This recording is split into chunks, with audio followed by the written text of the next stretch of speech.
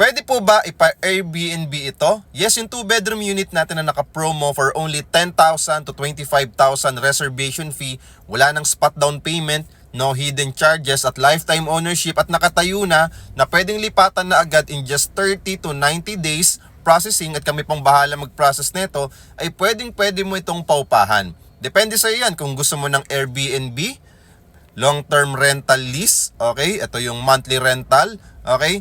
Next mo naman dyan is yung bed space. Pwede ka maglagay ng 4 na kama, okay? Or dalawang bed frame na double deck. So total of 4 each room na bed spacer mo. It's either male or female bed spacer. At pwede ka mag-charge dito ng 3,500 up to 4,500 each tenant mo, each na magbe-bed spacer mo. Okay, so pwede mong gawin yon. So kung interested po kayo, Ma'am Easy, okay, just follow me and message me po. Interested ka sa mga pinopost ko, follow me dito sa aking TikTok account. At huwag mo na rin kalimutan mag-follow sa aking official Facebook account. Just follow my TikTok account and just follow my Facebook account. Maraming salamat, God. At huwag niyo pong kalimutan mag-heart sa video na to.